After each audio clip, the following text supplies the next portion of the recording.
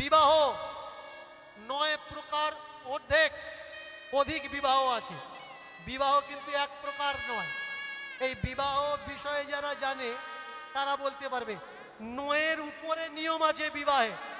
রাক্ষস বিবাহ আছে, ভূত বিবাহ আছে, প্রেত বিবাহ আছে, দানব বিবাহ আছে, যোগিনী নাগিনী বিবাহ আছে, বিবাহ আছে দেব বিবাহ, ভূষুণ্ডিকা বিবাহ, কুসুণ্ডিকা বিবাহ। 9 প্রকারেরও বেশি বিবাহ আছে। ভূত প্রেত বিবাহ কখন হয় মায়েরা? ভূত প্রেত বিবাহ কখন হয়? রাত্রেবেলা। এবার আপনারা যারা বিয়ে করেছেন দিনের বেলা করেছেন না রাত্রিবেলা করেছেন?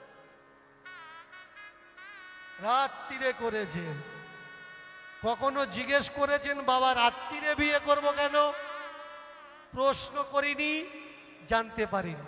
ভালো করে মন দিয়ে শুনুন, যাদের যাদের জানার ইচ্ছা আছে। আমাদের সনাতন ধর্মে রাত্রে বিবাহের নিয়ম ছিল না। বিবাহের নিয়ম কখন? বিবাহের নিয়ম হচ্ছে সূর্য উদয় থেকে সূর্য অস্তের আগে পর্যন্ত। সূর্য অস্তের আগে যেটা বিয়ে হয় এই লগ্নকে বলা হয় গোধূলি লগ্ন, আর এই বিবাহকে বলা হয় গান্ধার্ব বিবাহ। ভালো করে শুনবেন, শোনার প্রয়োজন এগুলো। সনাতন ধর্মের বিয়ে কখন? রাত্রে বিবাহ নিষেধ। তাহলে রাতে বিবাহ কখন থেকে চালু হয়েছে? রাতে বিবাহ চালু হয়েছে আমাদের দেশে যখন বদ শাসক রাজাদের শাসন ছিল। বিদেশি রাজারা যখন আমাদের দেশে এসে অন্যায়ভাবে শাসন করত, বিয়ের সময় যে দান দক্ষিণা চলতো, তারা ডাকাত পাঠিয়ে এই বিয়ে বাড়ি লুট করত। ভালো করে মন দিয়ে শুনবে, এই বিয়ে বাড়ি লুট করত। তার জন্য দিনের বেলা বিয়ে বন্ধ দিয়ে রাতে লুকিয়ে লুকিয়ে বিবাহ দেওয়ার প্রচলন শুরু হয়। এটা বেশি দিনের কথা নয়, 1000 বছর পিছনে চলুন, গেলে দেখতে পাবেন। আপনারা বলতে পারেন যে দীনকৃষ্ণ ঠাকুর আপনি ভুলভাল বোঝাচ্ছেন। আমার বাপ ঠাকুর দ্বারা রাত্রে বিয়ে করেছে আর আপনি বলছেন রাত্রে বিবাহ নিষেধ। আপনারা মহাভারতটা খুলুন, খুলে দেখুন দ্রৌপদীর স্বয়ম্বর সভা। বলুন তো দিনের বেলা হয়েছে না রাত্রেবেলা হয়েছে? রাত্রেবেলা হয়নি, দিনের বেলা হয়েছে। তাহলে দ্রৌপদী কি সনাতন ধর্মের মানুষ নয়? দ্রৌপদীর বাবা দ্রৌপদ এ কি সনাতন ধর্মের মানুষ নয়? তাহলে দিনের বেলা বিয়ে দিল কেন? শুধু তাই নয়, আপনারা চলুন রাম সীতার বিবাহ ধনুষ ভঙ্গ কখন হয়েছে? রাত্রেবেলায় হয়েছে না দিনের বেলায় হয়েছে? কোন সময় হয়েছে? রাত্রেবেলা কিন্তু হয়নি, হয়েছে দিনের বেলা। ধর্মগ্রন্থে কোথাও দেখাতে পারবেন না কোনো শাস্ত্রে যে সনাতন ধর্মে রাত্রিবেলা বিবাহ হয়, দিনের বেলায় হয় না। আর দিনের বেলা বিবাহ হলে অনেকে কি বলে, ও তো মুসলমানদের বিবাহ। না ভাই, তোমার জানকারি নেই, জানা নেই, তাই তুমি মনে করছো দিনের বেলা বিবাহটা মুসলমানদের বিবাহ। তৎকালীন সময়ে ধর্মগুরুরা দিনের বেলা বিবাহ কেন দিতেন? কারণ আলো রোশনাইয়ের ব্যবস্থা ছিল না। ভালো করে শোনো, এগুলো শোনানোর দরকার। আজকে রাত্রেবেলায় বিয়ে কেন হচ্ছে? মেয়ের বাবার ছেলের বাবার এত টাকা হয়ে কলা বাগান প্যান্ডেল করে ঢাকা দিচ্ছে এই রাস্তায় বরযাত্রী যাবে যাতে দেখা না যায়। নোংরা নোংরা সাইডগুলো প্যান্ডেল করে দিচ্ছে, ভাড়া করা লাইট। পরের দিন মেয়েও কাঁদছে, মেয়ের বাবাও কাঁদছে, ফ্যামিলি কাঁদছে। কেন? প্যান্ডেল ভাড়া, লাইটের ভাড়া, 1 পয়সা কি চেপেছে মাইক ভাড়া। শুধু তাই নয়, আস্তে আস্তে আমরা অর্থ হনন হচ্ছে কোথায়? একটা বিয়ে 2000 টাকা খরচা। একটা সময় ছিল বিয়েতে কোনো খরচাই ছিল না। এখনো পর্যন্ত আমাদের এই ভারতবর্ষের আদি বিবাহ আছে। বিবাহ বাজার বসে, চলে যাবেন গিয়ে দেখবেন সেই বাজারে বছরে একবার বাজার হয়। মেয়েরা চলে যায়, মেয়েরা মেয়েদের মতো দাঁড়ায়, ছেলেরা ছেলেদের মতো দাঁড়ায়। মেয়েরা ছেলেদেরকে দেখে, পছন্দ করে, আর যার পছন্দ হয় তার গলায় মালা পরিয়ে দেয় যে এই আমার বর। এই বিয়েকে কি বলে? স্বয়ম্বর। পার্বতী শিবের বউ, কিভাবে বিয়ে হয়েছিল? স্বয়ম্বর। এখন যেমন দেখাশুনো করে বিয়ে হচ্ছে, আগে দেখাশুনো বিয়ে ছিল না। নিমন্ত্রিত বিয়ে, আহ্বান বিয়ে, স্বয়ম্বর বিয়ে। শুধু তাই নয়, বিয়ে যদি না দেয়, এখন যদি কোনো মেয়ে ভালোবাসা করছে, বিয়ে না দিলে কি করে? কি করে? বিষ খাবে, পালিয়ে চলে যাবে। যে কটা ভদ্র ওই কটা বিষ খায়, জানে পালাবো না, লোক খারাপ বলবে, পালিয়ে চলে যায়। যদি কারোর বাড়ির মেয়ে পালিয়ে চলে যায়, দেখবেন গ্রামের লোক ছিছি করে, ওর মেয়েটা শুনলাম নাকি পালিয়ে চলে গেছে। পালিয়ে চলে গিয়ে বিয়ে করাটা যেন একটা অপরাধ হয়ে দাঁড়িয়েছে। তাহলে পালিয়ে চলে গিয়ে বিয়ে করাটা শুধু যে বাড়ির বুড়োরা দেখবেন বলবে, বলা বলি করে যদি কেউ পালিয়ে যায়, কলিকাল, ঘোর কলি, পালিয়ে বিয়ে করবে না। বিয়ে মাথায় উঠেছে, পালিয়ে যাচ্ছে। আচ্ছা, তাহলে মহাভারতটা খুলে দেখো, কৃষ্ণের বোন সুভদ্রা কি করে বিয়ে করেছে? ও তো পালিয়ে গিয়ে বিয়ে। তাহলে ওর তো কেউ বলে না কলিকাল, ও তো দাপর যুগ। শুধু দাপর যুগ নয়, ত্রেতা যুগে পালিয়ে বিয়ে হয়েছে। কি করে? রাবণের স্ত্রী কিভাবে বিয়ে করেছে? পালিয়ে গিয়ে বিয়ে। সত্য যুগে পালিয়ে বিয়ে হয়েছে। কিভাবে পালিয়ে বিয়ে হয়েছে? শিবের বউ মালা নিয়ে খুঁজছে, বন্ধু বান্ধবরা বলছে হ্যাঁ রে কাউকে পাচ্ছি না। বাবা ওপার থেকে বলছে আমি জানি তুই কার গলায় দিবি, তার তো নেমন্তন্ন দিই। বাইরে দাঁড়িয়ে আছে, গিয়ে দেখে খড়কুটি দিয়ে মূর্তি তৈরি করে রেখেছে। ওমা, মা তার মাকে জিজ্ঞেস করছে, ওমা এটা কার মূর্তি? বললে ছোটবেলা থেকে তোর যা গল্প শোনাই শিব, এটা শিবের মূর্তি। যেই বলেছে শিব, সঙ্গে সঙ্গে মালা গলায় দিয়েছে। দেওয়ার পরে মা বলছে এ কি করলি পোড়ার মুখী? খড়কুটির গলায় মালা দিলি, একটা হাড় কাট, হাড় বেরিয়ে গেছে, তার গলায় মালা দিলি। ও কি মানুষ রে? তুই কার গলায় মালা দিলি? সতী বলে উঠলে, ওমা বউ যদি সতী হয় কঙ্কালেও জীবন দিতে পারে, কেমন? আর বউ যদি অসতী হয় তো বিয়ের এক সপ্তাহ যাবে না, দারাসিং কঙ্কাল হয়ে যাবে। আগে বুঝতে হবে। আজকে যে কোনো গন্ডগোলে ছেলেটা হুকে হুকে যাচ্ছে, দেখবি দেখবি 3 মাস বিয়ে করেছে, ডাকছে ও তপন আয়। তপন বলে মাথা ঘুরছে রে ভাই, তুই যা, আমি পড়ে যা। বডি কঙ্কাল করে ফেলেছে। বুঝতে হবে সতী নারী আর অসতী না। বাবা মেয়েকে করলো কি, দিনের বেলা ঘটা করে বিয়ে দিয়ে দিল। সালটা এবার জুড়ে নিন, 12 সাল ছিল, 1912 সাল। 12 সাল থেকে 9 বছর জুড়ুন, কত হবে? 21। 12 আর 9, গিনতিটা কিন্তু ঠিক মতো করবেন, কারণ আমি অতটা লেখাপড়া জানি না। অনেকে আমায় বলে আমি অশিক্ষিত মূর্খ, স্কুলে যাইনি। তার জন্য হিসাব যদি ভুল হয় ও দোষটা আপনাদের, কারণ আপনারা হিসাব করছেন না। মনে মনে হিসাবটা করবেন। 12 আর 9, 21। আমাদের বিয়ে কোন সময় হয়? আমাদের প্রত্যেকের বিয়ে 9 হয়। বাবা নেওয়ার জন্যে থাকে, ফ্রিজ নেবো, টিভি নেবো, পণ নেবো, নেওয়ার জন্যে। মেয়ের বাবা সে নেওয়ার জন্য থাকে ছেলেটা যেন সরকারি। কিরকম একটা বিচ্ছিরি বিষয় হচ্ছে বুঝতে পারছেন? সরকারি চাকরি করে ছেলে যদি 60 বছর বয়স হয় অসুবিধে নেই, মাথায় হাব নেই, অসুবিধে নেই, কেমন? কিন্তু একদম যদি হিরোর মতো ছেলে হয়, কোনো কাজকর্ম কিছু করে না, চাষবাস করে, বলে দেওয়া যাবে না। মেয়ের বাবা কি খুঁজছে? চাকর খুঁজছে। চাকরের হাতে যদি মেয়ে দিতে পারে মেয়ের বাবা নিশ্চিন্ত। সে মেয়ের সঙ্গে মানাবে কি মানাবে না ও দিয়ে কোনো যায় আসে না। সমাজে মেয়েটা তার বরকে নিয়ে দেখাবে যে এই আমার বর, ব্যাস। তা না, আজকে তাকিয়ে দেখুন, বিয়ে দিয়েছে কত? 9 বছর বয়সে। সাল দাঁড়িয়েছে কত? 1921। বিয়ে দেওয়ার ঠিক 1 বছর বয়সে, 1 বছর পরে 9 থেকে 10 যখন হয়েছে, অল্প বয়সের ছেলে 85 বছর বয়স, বিয়ে দিয়েছিল, ব্যাস পটল তুলেছে। 85 বছর বয়স, 86 বছরে গিয়েছে। আর মরার কারণ কি? তৎকালীন সময়ে মানুষ মনে করতে বাড়ির একটা মেয়ে যদি ব্রাহ্মণের সঙ্গে বিয়ে দিই, ব্রাহ্মণের সঙ্গে মেয়ে দান করা মানে পুরো ফ্যামিলি স্বর্গে যাবে। এবার বিয়ে কিভাবে করত?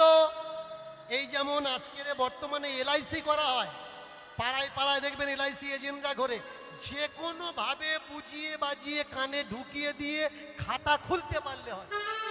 এলআইসিতে টাকা দেওয়ার সময় কিন্তু কোনো সমস্যা নেই, যেভাবে দেবেন আপনার টাকা চলে যাবে। সমস্যা কোন জায়গায়? বলার সময় এলআইসি পার্টিদের আবার রাগ হতে পারে, যা আমাদের সম্বন্ধে বল। সত্যি এটা, আমরা তো ইন্স্যুরেন্স বাগারা করি, গাড়ি নিই, ক্লেম যখন ঢুকি আপনার হাঁটিয়ে হাঁটিয়ে পাঁচ চামড়া মেরে দেবে, ক্লেম দেবে না। কিন্তু টাকা নেওয়ার সময় 1 সেকেন্ড লাগবে না, আপনার কাগজ কমপ্লিট হয়ে যাবে। আপনি টাকা জমা দেওয়ার সময় যা সই করবেন কোনো ব্যাপার নেই, বই তৈরি হবে, টাকা চলে যাবে। টাকা তোলার সময় আপনাকে জিজ্ঞেস করবে বাংলায় সই করেছেন না ইংরেজিতে, কারণ টাকা তো ওদের কাছে। এখন চিন্তা আপনার, আপনি চিন্তা করছেন স্যার আমি কিসে সই করেছি মনে নেই, বললে 500 টাকা ছাড়ো, খাতা দেখে বলে দেবো কিসে সই। দেখেছি, দেওয়ার সময় কোনো সমস্যা নেই, কিন্তু নিতে গেলে সমস্যা। আপনি যখন মেয়েটা দিচ্ছেন তখন কি করে দিচ্ছেন? আপনি কোণে করে দিচ্ছেন, আপনি মেয়ে দিচ্ছেন, কন্যা দান করছেন। কিন্তু স্বামী যদি মরে যায় আপনি নিচ্ছেন কি? কোণে নিচ্ছেন না, মেয়ে নিচ্ছেন না, আপনি নিচ্ছেন বিধবা। ভালো করে বিচার করবেন কথাগুলো। আপনি দেওয়ার সময় জামাইয়ের হাতে কি দিলেন? মেয়ে দিলেন, কন্যা দিলেন। আর জামাই যখন মারা গেছে আপনি ফিরিয়ে কি নিচ্ছেন? আপনার মেয়ে নিচ্ছেন না, আপনি বিধবা ফিরিয়ে নিচ্ছেন। সতীদাহের চরম প্রথা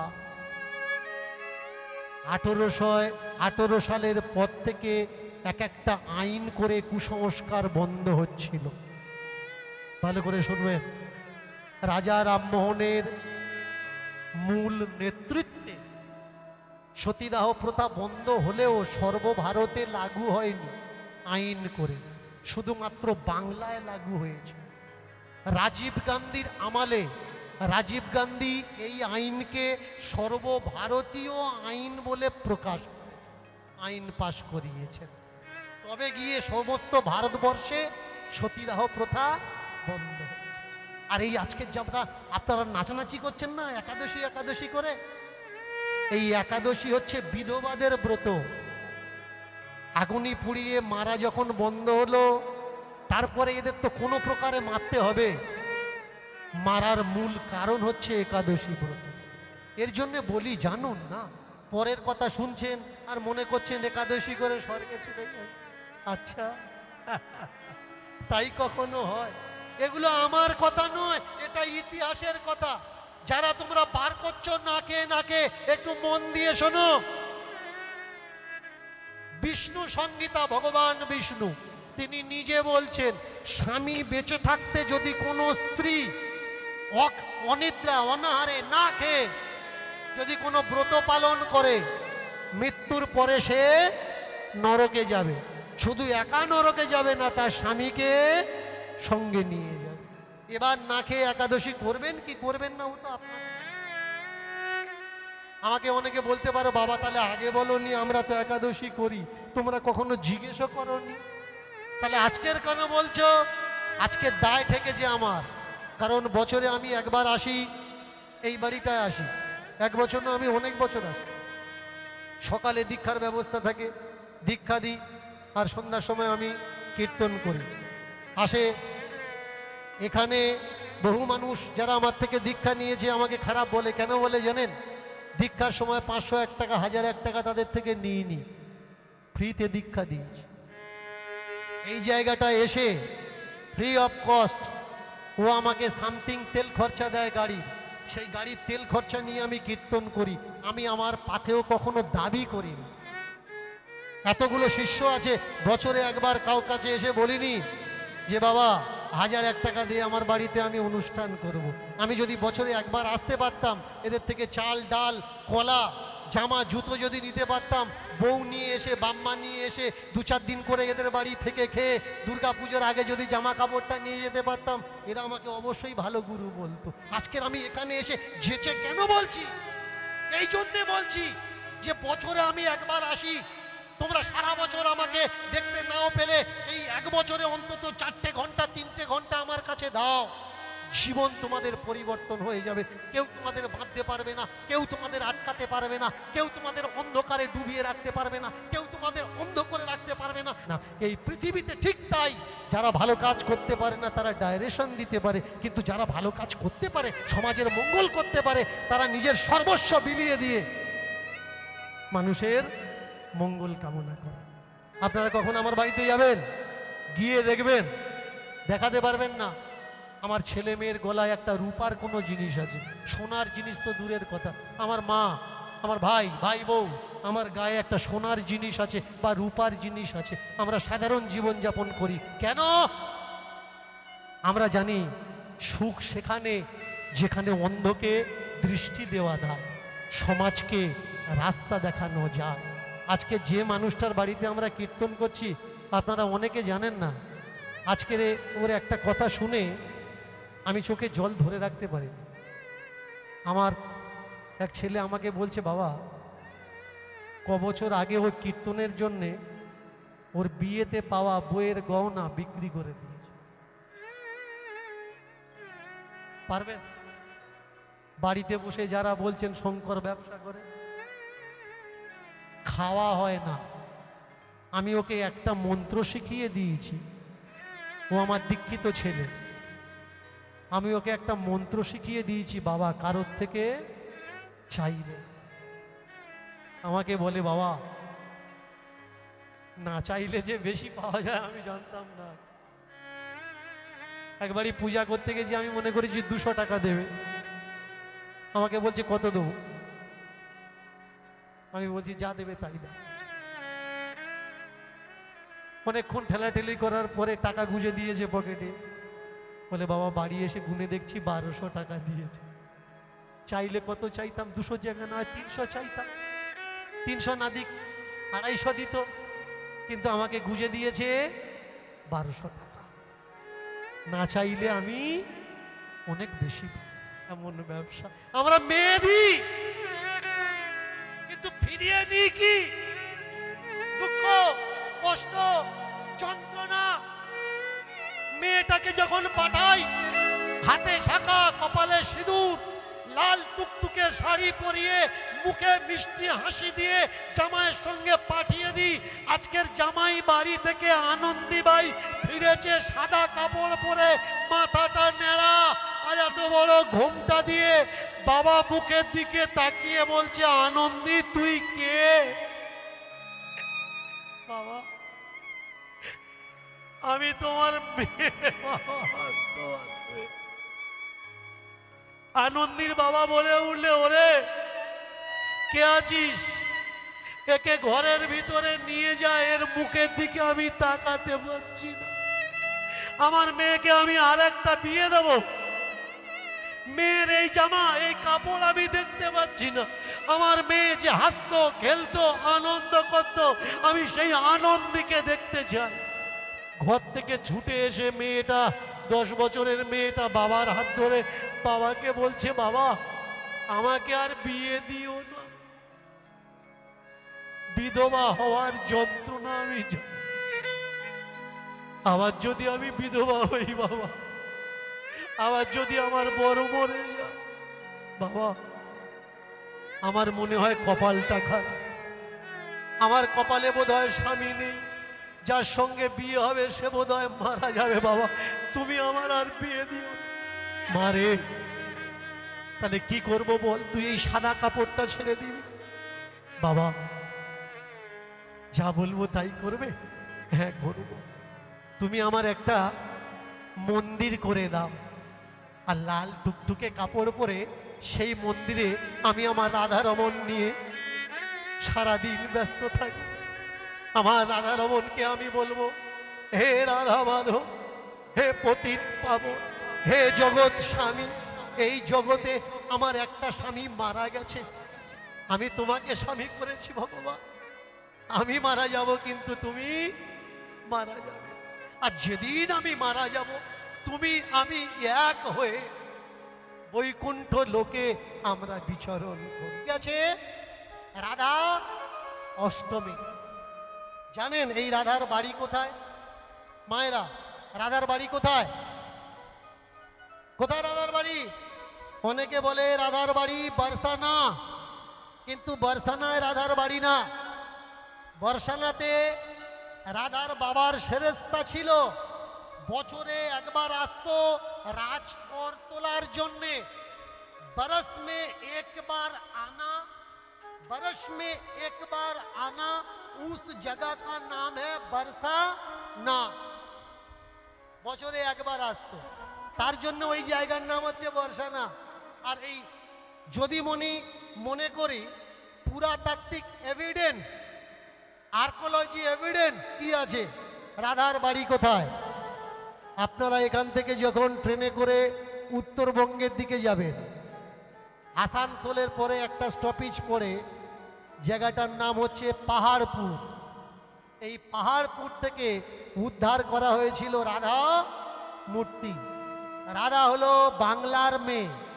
রাধা কোথাকার মেয়ে? রাধা হলো বাংলার মেয়ে, পাহাড়পুরের মেয়ে। কোনো গবেষকদের মতে, পুরাতাত্ত্বিকদের মতে ইউপি রাধা আর বাংলার রাধা দুটো আলাদা, কিন্তু আর্কোলজি এভিডেন্স বাংলার রাধাকে খোঁজ দেয়, ইউপি উত্তরপ্রদেশে রাধার কোনো চিহ্ন পাওয়া যায় না। যখন মথুরা তথা বৃন্দাবন খোদাই করা হলো, খনন করা হলো, আপনারা যদি বৃন্দাবন যান, বৃন্দাবন ঘুরে দেখবেন, সেই সঙ্গে সঙ্গে আপনারা বৃন্দাবনের মথুরার কালেকশন হাউস একবার যাবেন, মিউজিয়াম, মথুরার কালেকশন হাউস, সেখানে গিয়ে দেখবেন কার মূর্তি মাটির থেকে বেরিয়েছে। আমি মুখ থেকে বলবো না, যেদিন যাবেন সেদিন গিয়ে দেখবেন যে মথুরা যে কৃষ্ণের ভূমি, তাহলে মাটির নিচের থেকে কাদের পুরাতাত্ত্বিক প্রমাণ পাওয়া গেল। এবার আপনারা বলতে পারেন যে বাবা আমরা যাব কি যেতে পারবো না? আপনি বলে দিন, প্রত্যেক বাড়িতে এখন মোবাইল আছে, অ্যান্ড্রয়েড মোবাইল আছে, তার সঙ্গে নেট রিচার্জ আছে, নেট কানেক্ট আছে, নেটে কখনো সার্চ করে নিও মথুরার কালেকশন হাউস, সেখানে ছবিগুলো দেখে নিও, ভিডিওগুলো দেখে নিও, যে মাটির নিচে খোদাই করার পরে কাকে পাওয়া গেল, তাহলে বোঝা যাবে সত্য কোনটা আর মিথ্যে কোনটা। পাহাড়পুরে রাধা পূজা পেল আমাদের বঙ্গের ভাব কবিদের জন্যে। ভাবুক কবিরা যদি না থাকতো, এই রাধা কৃষ্ণের প্রেম, রাধা বলে যে কেউ আছে, কৃষ্ণ বলে যে কেউ আছে, আমরা জানতে পারতাম না। কোনো বেদ পুরাণে আপনি দেখাতে পারবেন না রাধা আছে। ভগবান গীতা বলেছেন, সেই গীতার একটা শ্লোকে দেখাতে পারবেন না রাধা আছে। মহাভারত একটা শ্লোকে দেখাতে পারবেন না রাধা আছে। ভাগবত একটা শ্লোকে দেখাতে পারবেন না সেখানে রাধার উল্লেখ আছে। শুধুমাত্র রাধা কৃষ্ণ প্রেম চরিত্রে গিয়ে রাধার অনুসন্ধান পাওয়া যায়। সেটা কাদের জন্যে? বিদ্যাবতীর জন্যে। সেটা কাদের জন্যে? সেটা আমাদের বীরভূমের কবিদের জন্যে, চণ্ডীদাস কবির জন্যে, তা না হলে আমরা জানতেই পারতাম না। এবার যদি আসি কৃষ্ণ, যে কৃষ্ণ কৃষ্ণ করে আমরা নাচানাচি করছি, এই কৃষ্ণের বাড়ি কোথায়? ইউপিতে নাকি বাংলায়? এই জায়গায় বড় একটা তর্ক শুরু হয়ে যাবে। আবার অনেকে বলতে পারে ইউপির কৃষ্ণ বাংলার কৃষ্ণ বানিয়ে দিচ্ছে। না ভাই, এটা আমার কথা নয়। বসুদেব কৃষ্ণ। আপনারা যে গঙ্গাসাগর যান, এই গঙ্গাসাগর, যে জন্যে গঙ্গাসাগর খ্যাত, সেই ঋষির নাম কি? ঋষি কপিল। কপিল ভগবান, 27 খানা ভগবানের এক ভগবান, এক অবতার কপিল ভগবান। আর এই কপিল ভগবানের ভাইয়ের নাম হচ্ছে কৃষ্ণ। বসুদেব কৃষ্ণ, এই কৃষ্ণ যে বসুদেব কৃষ্ণ, কপিল মুনির ভাই যে বসুদেব কৃষ্ণ, প্রমাণ কি আছে? গীতা খুলবেন, দেখবেন সেখানে স্পষ্ট উল্লেখ আছে, বসুদেবম স্বয়ং দেব, বসুদেবম সুতম দেব कंस चानूर मर्दनम। এই কৃষ্ণ কোন কৃষ্ণ? বসুদেব কৃষ্ণ। আমরা আমাদের বাড়ির ছেলেকে এখনো পর্যন্ত চিনতে পারলাম না।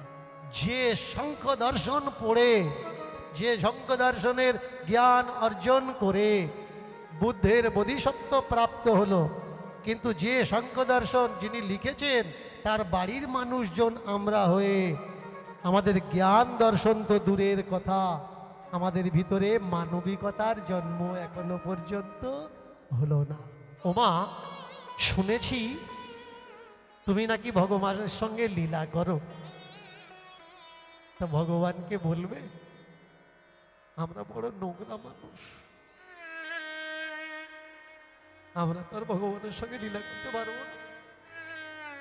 একটা অনুরোধ তার কাছে বলো না, যে সে যেন মরার সময় একবার চোখের সামনে এসে দাঁড়ায়, আমরা দেখবো আর মরবো। যে পাকে নেমেছি জানি না সেই পাক গায়ে থেকে তুলতে পারবো কিনা, কিন্তু যদি মরার সময় সামনে তাকে পাই, এই মানুষ সমাজ সবাই আমাদের পাকে নামিয়ে দিয়েছে, তাকে অন্তত তুমি বলো দেখা হলে যে মৃত্যুর সময় যেন একবার সামনে দাঁড়ায়। ওমা, কেউ আমাদের দীক্ষা দেয়নি, কেউ আমাদের শিক্ষা দেয়নি, আমরা নোংরা মানুষ বলে। আনন্দী বললে দীক্ষা কি? দীক্ষা বলে ওমা দীক্ষা নিলেই তবে তো এই পথে আসে। আনন্দী বললে তা তো জানি না, কই আমি তো দীক্ষা নিইনি এতদিন, তাই বুঝি দীক্ষার বুঝি প্রয়োজন আছে? আনন্দীও দীক্ষা নেয়নি, পতিতাও দীক্ষা নেয়নি। পতিতা বললে মা আমি কথা দিচ্ছি তোমার ঠিকানা তুমি বলো, ওই ঠিকানা শাড়ি আমি পৌঁছে দেবো। আর ভগবানকে তুমি গিয়ে বলো যে মরার সময় যেন আমরা একবার তাকে দেখতে পাই দুটো নয়নে। ফিরে এসছে বৃন্দাবন। এতদিন ভগবান ভগবান করছিল, তার সঙ্গে লীলা করছিল স্বপ্নের মাধ্যমে। এখন দীক্ষা, দীক্ষা নেওয়ার জন্য পাগল হয়েছে, গুরুকরণ করেছে। গুরুকরণ করে দীক্ষা গুরুকে জিজ্ঞাসা করছে, আচ্ছা গুরুদেব দীক্ষা নেয় কেন? গুরুদেব বলে উঠলে, দীক্ষা নেয় একা কিভাবে তুমি থাকতে পারবে সেই একা থাকার তৈরি করে দেওয়ার জন্য মানুষ দীক্ষা নেয়।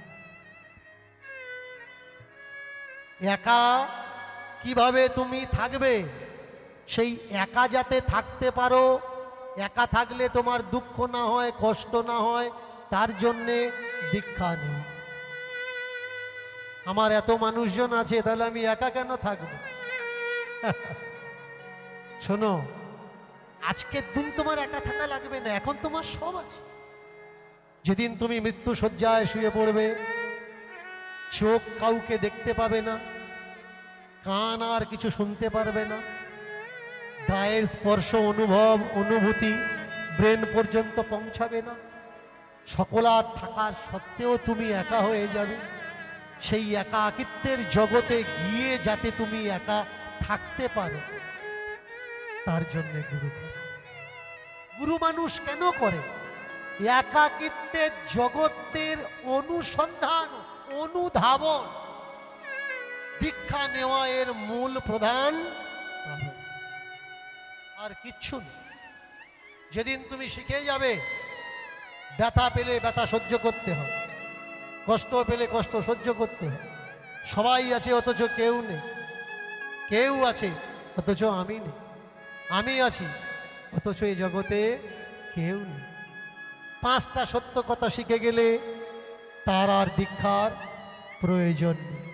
প্রথম সত্য, এই জগতে আমি একা আর কেউ নেই। দ্বিতীয়, আমি কাউকে কষ্ট দেব না। তৃতীয়, কারোর দেওয়া কষ্ট নেব না। চতুর্থ, আমার না তো জন্ম আছে। পঞ্চম, আমার না তো মৃত্যু আছে। এই পাঁচটা সত্য যে একবার জেনে যায়, তার আর কোনো কিছুর প্রয়োজন হয় না। ওদিকে বৃন্দাবনে বসে আনন্দীবাই অপেক্ষা করছে কবে সেই শাড়ি আসবে। প্রত্যেক দিন মন্দিরে ঢুকে বলে, রাধে, তোমার জন্য একটা শাড়ি কেনার অর্ডার দিয়েছি, বললে তোমার মানাবে ভালো। মরার আগের দিন হলেও আমি তোমার শাড়ি পরাবো, তাই মরবো, তা না হলে আমি মরবো না। ওমা, আস্তে আস্তে এসে দাঁড়ালো 1990 সাল। তখন তো আর এত সুসম্পন্ন ব্যবস্থা ছিল না। 1990 সালে একখানা শাড়ি ডাক যোগের মাধ্যমে বৃন্দাবন আনন্দীবাইয়ের আশ্রমে পৌঁছালো। বৃন্দাবনের পৌঁছানোর সঙ্গে সঙ্গে সেই শাড়ি পেয়ে আনন্দীবাই আনন্দ করে দুপুর বেলাতে গিয়ে মন্দিরে ঢুকে একেবারে নিজে হাতে রাধা রানীকে ভালো করে সুন্দর করে পরিয়ে দিলে। চমৎকার দিনটা ছিল কি, সেদিন ছিল আজকের মতো ঠিক রাধা অষ্টমীর দুপুর বেলা। ওমায়রা, রাধা অষ্টমী করেছো তো? কি করেছো তো? সত্যি জোরে বলো, করেছো তো? রাধা অষ্টমী করেছো মানে কিভাবে করেছো? এই দেখো চমৎকার, না খেয়েছিলে তাই তো? তাই তো, না খেয়েছিলে, তারপরে অনেক কিছু বানিয়েছো, বানানোর পরে ঠাকুর ঘরে দিয়েছো, দেওয়ার পরে গ্রহণ করেছো, এই তো? এর নাম রাধা অষ্টমী। জন্মাষ্টমী না খেয়ে সারাদিন না খেয়েছিলে, সারা রাত না খেয়েছিলে, তাই তো? না খেয়ে থেকে তারপরে নাড়ু প্রসাদ প্রসাদ তৈরি করে ঠাকুরকে দিয়ে তারপরে খেয়েছো। এবারে শোনো, জন্মাষ্টমী মানে কি, রাধাষ্টমী মানে কি? কৃষ্ণের জন্মতিথি লগ্নকে জন্মাষ্টমী বলে, রাধার জন্মতিথি লগ্নকে রাধাষ্টমী বলে।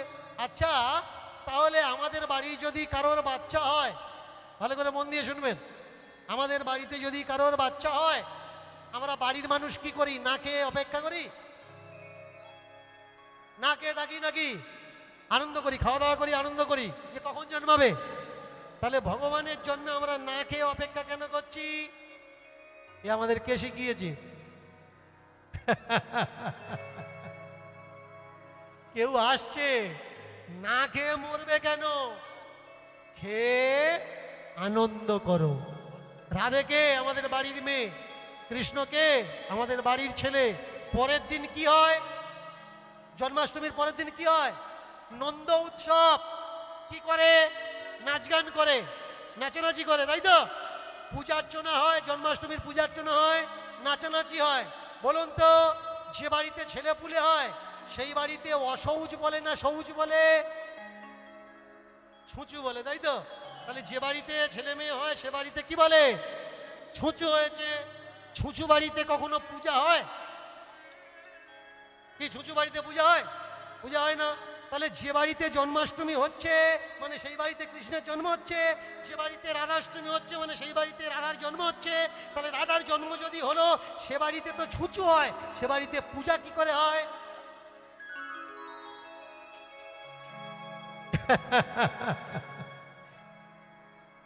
সময় হয়ে গেছে, আধ ঘন্টা বেশি হচ্ছে। হ্যাঁ, এই দেখেছো, আসন কেড়ে নিচ্ছে যে শেষ করো, আর দাঁড়িয়ে থেকো না। জানি না আর আসবো কিনা। যা গন্ডগোল হচ্ছে, কোন সময় কারোর রাগ হবে, গাড়িতে হয়তো বোম মেরে দিতে পারে।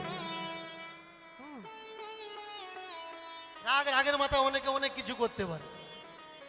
এসছি যখন একটু বলি কি, সামনের বছর ওর আর গয়নাগাটি আছে কি তা ঠিক নেই, যে বেচবে কি আর আনতে পারবে কি।